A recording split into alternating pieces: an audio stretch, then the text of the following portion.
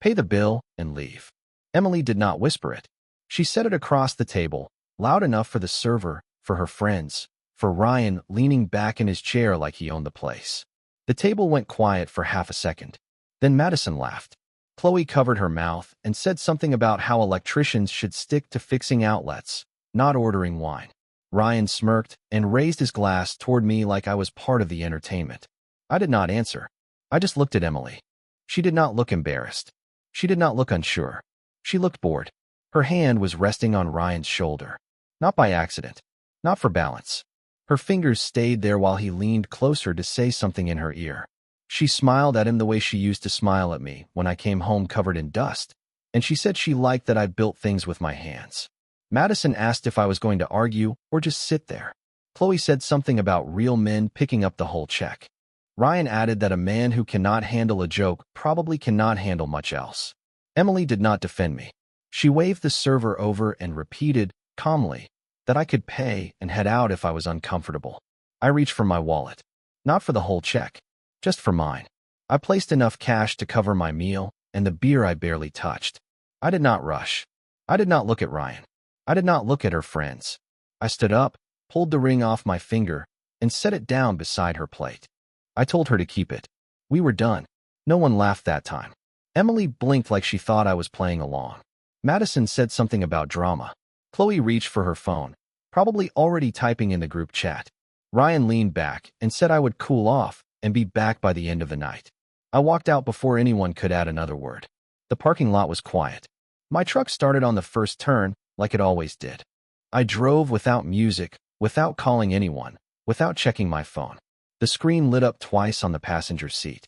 I let it light up. I did not go home. Instead, I pulled over a few blocks from the house and watched the front door through the windshield. About an hour later, a black SUV rolled up. Ryan stepped out first. He walked around, opened the passenger door like he was on display. Emily got out laughing, her hand sliding down his arm. They did not see me. She did not hesitate. She got into his car. They drove off together. I stayed parked. And I stopped being convenient. I drove to a job site across town and parked behind the building where no one would notice my truck. I turned my phone face down on the dashboard and sat there until the screen stopped lighting up every few seconds. When I finally picked it up, there were missed calls from Emily, from Madison, from a number I knew belonged to Ryan's hookah lounge. There was one voicemail. I did not play it.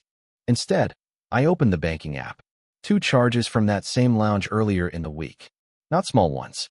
A private room booking. Bottle service. Her card had been declined, so the backup card kicked in. Mine. I did not swear. I did not throw the phone. I scrolled through the phone bill next. Late night calls. Messages deleted from our shared tablet, but still logged in the carrier records. Same number. Same pattern. Weeks, maybe longer. I sat there in my work boots, dust still on my jeans, and felt something shift. Not anger. Not even jealousy. Just clarity. I drove home only after sunrise. I did not go inside. I called the local precinct instead. The condo was mine before the marriage. Everything documented.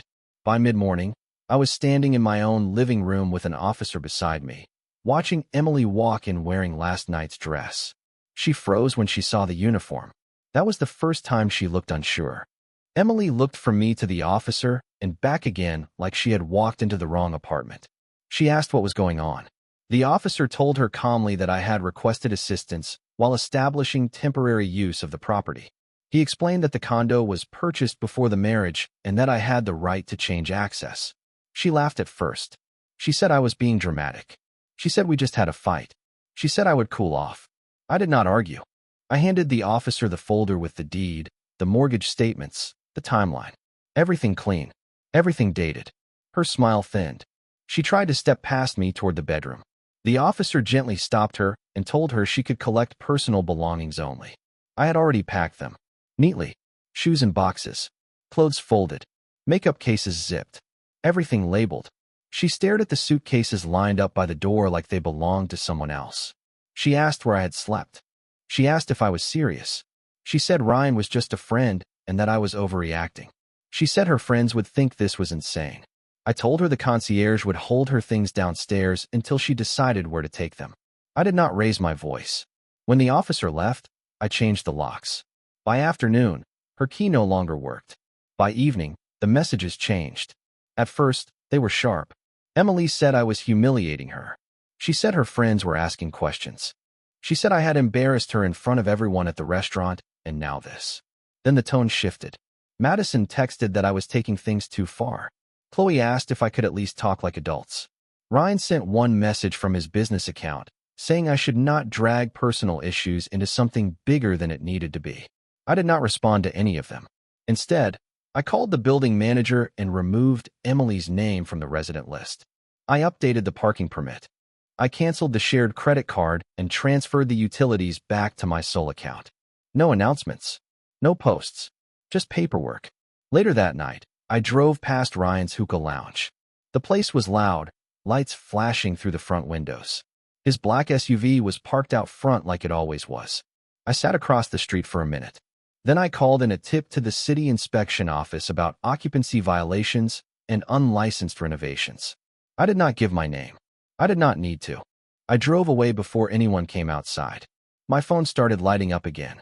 This time, it was not laughter. It was panic. The next evening, a photo started circulating. Madison posted a story from inside Ryan's lounge. Half the lights were on. The other half were dark. In the background, two men in city jackets stood near the bar with clipboards. The caption tried to joke about haters and jealous people. It did not look like a joke. Chloe texted me directly for the first time without attitude. She asked what was going on and said inspectors had shown up right after a busy night. She said Ryan was furious and blaming someone from the building. She said Emily was crying in the bathroom because customers were filming. I did not answer. Instead, I met my buddy Marcus for coffee near one of my job sites. He had known me since before Emily. He did not ask many questions. He just listened. When I told him I had moved her things out, he nodded once and said I did the right thing. While we were sitting there, Emily called him. Not me. Him. She asked if he could talk some sense into me. She said I was overreacting and ruining everything. Marcus told her calmly that no one forced her to put her hand on another man in front of her husband. There was silence on the other end. For the first time, someone else said it out loud. And she had no answer. By the end of the week, the condo felt different. Quieter. Cleaner. Her perfume was gone from the bathroom. The extra shoes were no longer by the door. I replaced the bedding. I moved the couch a few inches to the left, enough to break the symmetry she cared so much about. Emily started showing up downstairs. The concierge called once to say she was in the lobby asking if she could come up just to talk. I told him to let her know I was not available. She waited anyway. I watched her on the security app from my phone while sitting at the kitchen counter. She looked smaller without the crowd around her. No Madison. No Chloe. No Ryan leaning in close. Just her, scrolling, calling, pacing. At some point, Ryan's SUV pulled up. He did not get out right away. She walked over to the passenger side. They spoke through the open window. She tried the door handle like she expected it to open. It did not. He drove off. She stood there for a second, then looked up toward the building like she knew I could see her. I did not move. Later, she sent a message saying she never meant for it to go that far. She said the dinner was just a joke and things got out of hand. I read it and left it on read. A few days later, she caught me outside. I was loading tools into my truck when I heard my name. Not shouted, not dramatic, just tired. Emily walked toward me without heels, without makeup, wearing a sweatshirt I had not seen before. She stopped a few feet away like there was an invisible line between us. She said we needed to talk. She said this had gone too far. She said Ryan was not answering her calls anymore, and the lounge was facing fines. She said her friends were keeping their distance because they did not want to be involved. I kept stacking my equipment in the back. She stepped closer and said she did not think I would actually leave. She said I had always been steady, always there, always willing to smooth things over. She said she thought I would get over it. I closed the truck bed. She asked if I was really throwing away a marriage over one dinner. I told her it was not one dinner. That was all. She waited for more. An argument. A speech. Something she could push against. There was nothing there. Cars passed on the street. A dog barked somewhere down the block. She stood in front of me like she expected me to reach for her. I did not. I got into the truck and drove away. This time, I did not check the rearview mirror. The weekend hit harder than she expected. Madison stopped tagging her in photos. Chloe muted the group chat. Screenshots from the restaurant started circulating quietly among people we both knew. Not dramatic. Just enough to show her hand on Ryan's shoulder. Just enough to show me standing up alone. Clients at her showroom began canceling appointments. One woman told her manager she did not want that kind of energy styling her wedding party. Word travels fast when it smells like public disrespect. Ryan posted a long message about temporary closures due to compliance updates. Comments piled up. Questions about safety, about permits, about whether the place would reopen at all. Emily called me that night. Her voice was not sharp anymore. It was thin. She said she had nowhere to stay because Ryan's place was complicated. She said her friends were tired of the drama. She said she never meant to lose everything over something that stupid. I let her speak. When she paused, waiting for reassurance, I told her she made a choice in front of everyone. I said I simply responded. She asked if there was any way back. I told her I had already filed the paperwork. Silence stretched between us. Not angry, just final.